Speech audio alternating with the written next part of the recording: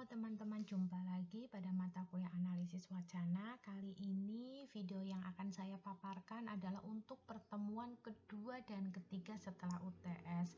Karena mohon maaf ya, kemarin sebelum lebaran itu banyak sekali agenda ujian.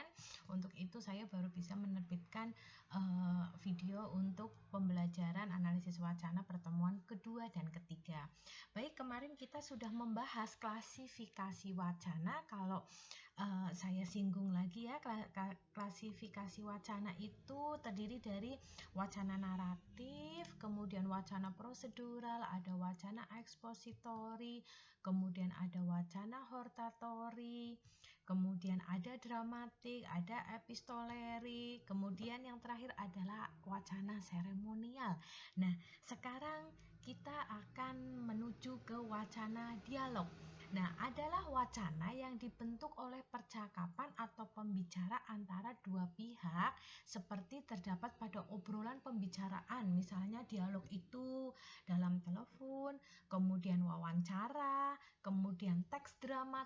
Teks drama tahu kan ya, ada dialog tokoh satu dan tokoh satunya begitu. Dan minimal terdiri dari dua orang ya, kalau satu orang itu bicara pada diri sendiri. Nah, kalau dialog itu minimal terdiri dari dua orang. Nah, ada 10 unsur aspek pengkajian percakapan dengan tambahan unsur kohesi dan koherensi. Di sini komponen analisis meliputi analisis wacana dialog yang membahas unsur-unsur dialog tersebut seperti kata kerja kerjasama di sini, yaitu kata kerjasama percakapan, ada tindak tutur, kemudian penggalan percakapan, pembukaan dan penutupan percakapan, kemudian percakapan lanjutan, sifat rangkaian percakapan, unsur tata bahasa percakapan, alih kode, kemudian giliran percakapan, dan topik percakapan itu sendiri. Nah, contohnya di sini ada tokoh Tuti sama Nani. Kita simak baik-baik ya. Tuti, apa sebenarnya yang kamu inginkan dengan mengikuti lomba karaoke? Kemudian Nani, kamu ingin bagaimana? Tentu saja aku ingin menjadi juara. Tuti, ya kalau itu sih semua orang juga tahu. Kamu pasti punya motivasi lain kan? Nani, motivasi lain? Kamu mau tahu aja. Tuti, lalu apa hubungannya dengan lomba karaoke? Kemudian Nani, kamu kok belum ngerti juga sih? Siapa tahu ada produser yang melirik aku. Kemudian Tuti, iya juga ya. Terus mengapa kamu ingin menjadi penyanyi? Nani, ya ingin saja, ingin ngetop, ingin dapat uang banyak, kemudian ingin bikin video klip, ingin ya banyak lah. Kemudian Tuti mengangguk dan tersenyum. Nani, namanya juga keinginan, sah-sah saja bukan? Kemudian Tuti menanggapi, ya. Begitu percakapan mereka. Nah, kemudian tindak tutur atau speech aid di sini berdasarkan jenis tindak tutur terdiri dari dua tindakan, yaitu tindakan komisif dan tindakan ekspresif.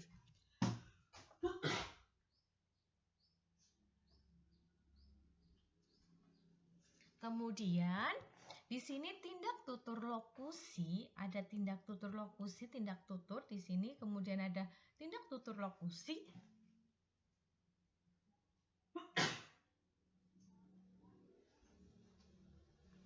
Berdasarkan hakikat pemakaian, tindak tutur sopan santun karena percakapan yang dianalisis adalah percakapan antara dua orang teman, sehingga unsur sopan santun tidak terlalu penting, tidak terlalu dipentingkan di sini karena teman ya, teman sebaya mungkin.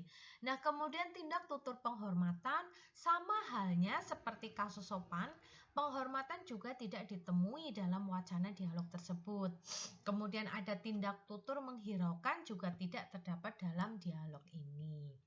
Nah, coba dilihat di sini ada tindak tutur berdasarkan jenis tindak tutur terdiri dari dua tindakan, yaitu tindakan komisif dan ekspresif.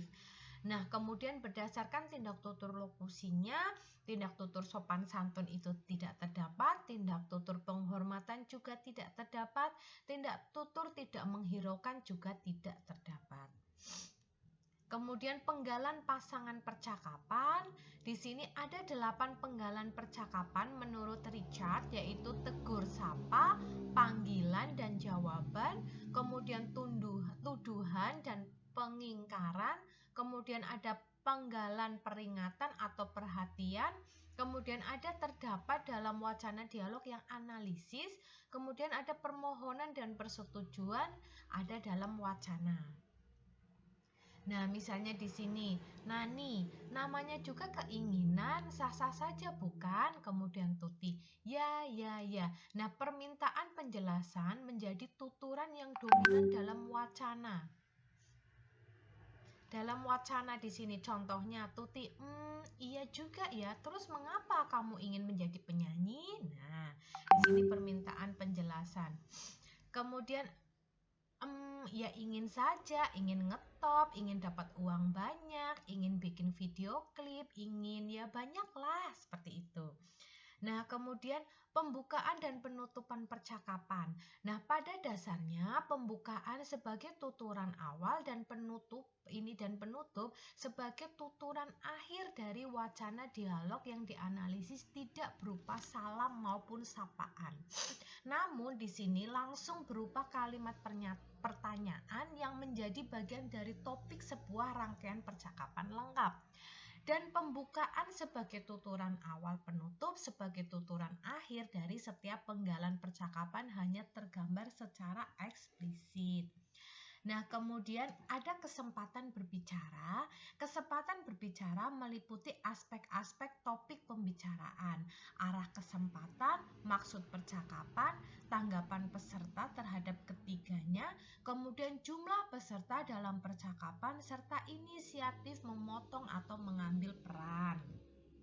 Nah, kemudian menurut sifatnya, kesempatan berbicara dapat dibagi dalam dialog otomatis.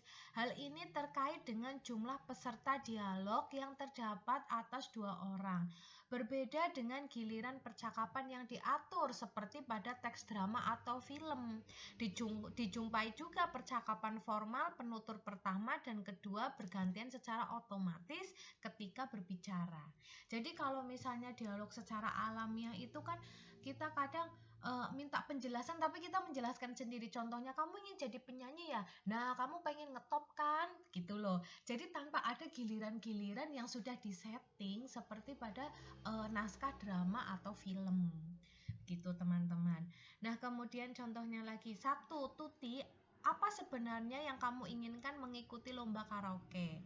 Kamu ingin bagaimana? Tentu saja aku ingin menjadi juara.